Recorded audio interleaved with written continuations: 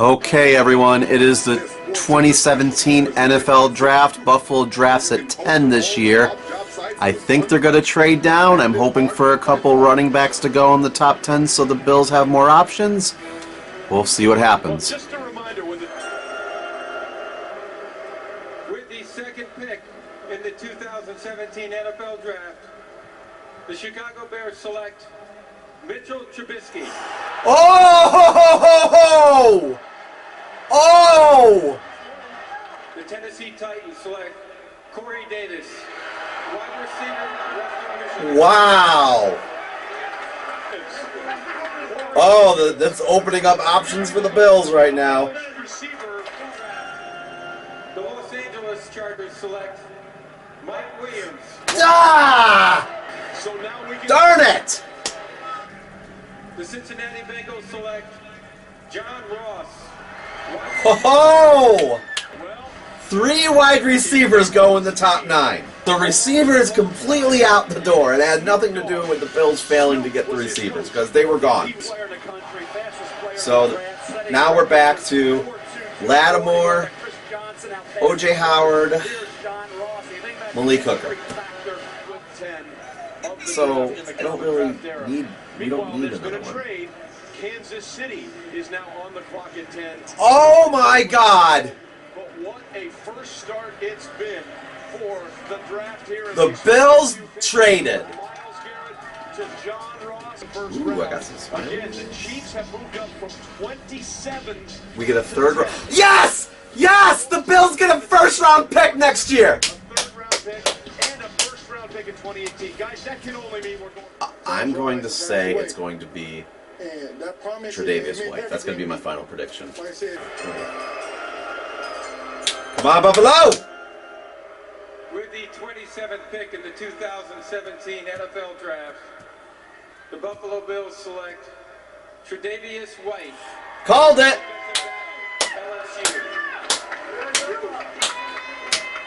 Smiles all the way around for Tre'Davious White. Hey guys, it's JKman99 here to talk to you about the first round of the 2017 NFL Draft, and what a round it was. Trading down from 10 to 27, long night, because I was not expecting to put that much weight for the Bills to pick energy into this draft, but that's what happened.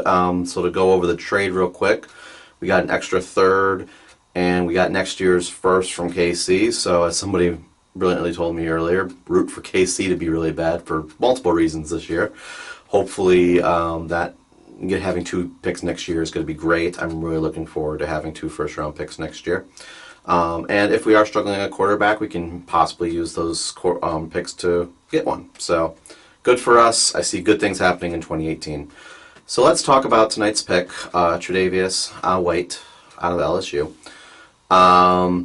First off, I want to say something about the corners with regard to Marlon Humphrey in relation to all the corners. I know it's a really weird way of looking at it, but just hear me out.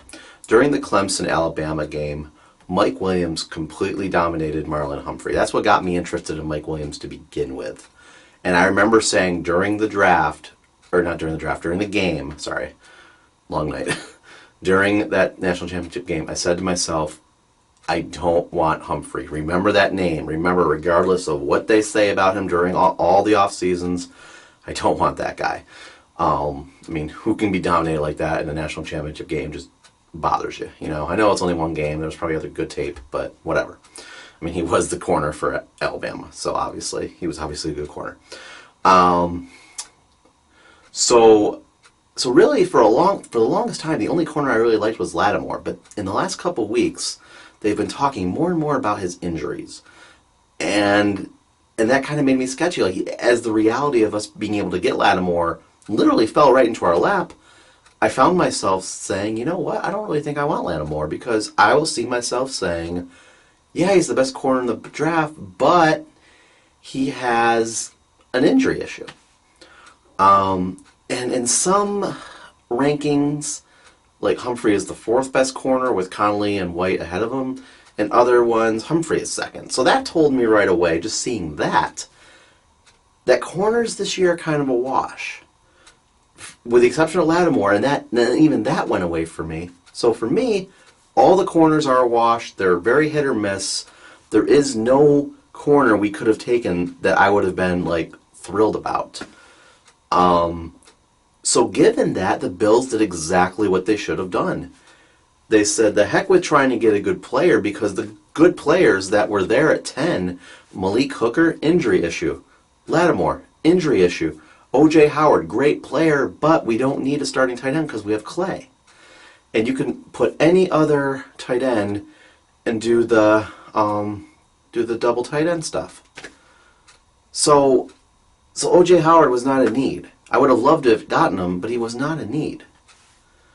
So the Bills did exactly what they had to do. Now, when we got to 27, Reuben Foster and T.J. Watt were both available. They're both not available now, by the way. So I thought my final prediction before they picked was Tre'Davious White going to the Bills, and I was right at the very last second, of course. And I think we did the exact thing we needed to do. There weren't any receivers that jumped out at me for first rounders at that point. They were all gone even before the Bills' top 10 pick. Free safeties. Budda Baker may have been a safety we could have got, but I think we might still have a chance for him in the second round. And then other than that, really, unless we wanted to jump on linebacker, there was really nothing that really was worth getting besides what we got. So I say pretty good pick. And he's kind of McDermott-like in a way. He's just a steady corner. He was a corner that worked. It was at LSU for, oh my goodness, for 4 years. He had 167 tackles, 6 interceptions. He was named to the all SEC team. Now there is one knock I do have against him because all these stats were all pretty good, and I love the fact he went back to school when he could have been in the draft last year. But the one thing that does bother me, I will say, that was the very first thing I noticed, and I was like, oh, you got to be kidding me, we did this again. He's 5'11". Now, in my opinion, 5'11" is short. Like, I can see a 6'5" guy going right over him and causing some issues. Now, I realize not every corner is super tall. I'm sure you could tell me right now that all the best corners in the league aren't even taller, and you guys might be right. But that's really the only knock I got. I'm just a little worried about height. But other than that, he just seems like a sturdy player. And I know when they show the tape, it's the tape they want you to see. Because they can easily find bad tape too. Actually, when Malik Hooker was drafted, they showed some horrible tape from Malik Hooker of him like missing all these tackles. And I'm like, whoa, kind of glad we didn't get him.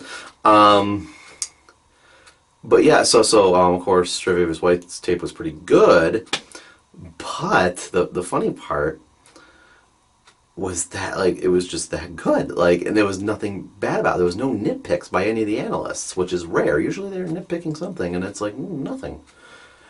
And I'll tell you, he's in a very aggressive corner. Like, he plays very close to the defender. And, I mean, I think, okay, and there's another thing. Maybe NFL-wise, he might have to get coached up a little bit because, I mean, a lot of the stuff I saw him doing would easily be flagged in the NFL. I guess it's probably not flagged in college either. They already got away with it.